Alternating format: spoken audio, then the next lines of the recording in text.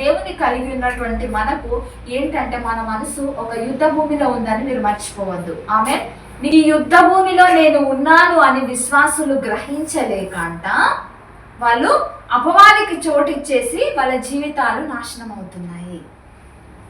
నువ్వు యుద్ధ భూమిలో ఉన్నావని ప్రతి ఒక్క విశ్వాసి ఏం చేయాలా? గ్రహించాలా. నీ మనసులో వస్తున్నటువంటి ఆలోచన ఇది వాక్యానుసారమైందా, వాక్యానికి విరుద్ధమైందా అని నువ్వు గమనించుకోవాలి. ఆమేన్. ఇది జరిగినప్పుడు నీ జీవితంలో కార్యాలు జరుగుతాయి. హల్లెలూయా. దేవుడు ఎందుకు చేస్తలేడు? ఎందుకు చేస్తాడు? దేవుడు కాదు బిడ్డ, నువ్వు గ్రహించాలంట. నువ్వు జ్ఞానము కలిగి గ్రహించాలి.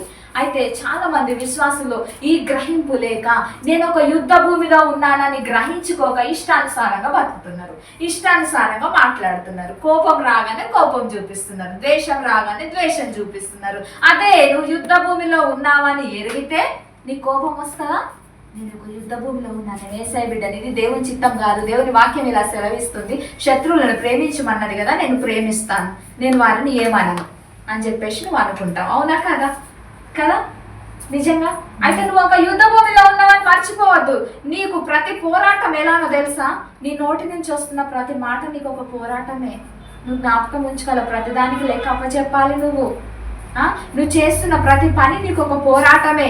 నువ్వు అడుగు బయట పెడుతున్నావు అని అంటే నీకు ఒక పోరాటమే. నువ్వు ఒక వస్తువుని చూస్తున్నావు, ఒక మనిషిని చూస్తున్నావు, ఒక దగ్గరికి వెళ్తున్నావు, ఒక దాన్ని నువ్వు చూస్తున్నావు అంటే అది నీకు పోరాటమే. నీ చూపులో కూడా దేవుని వాక్యానుసారంగా ఉందా లేదా, ఇది పరిశుద్ధమైందా కాదా అని నువ్వు గమనించాలి.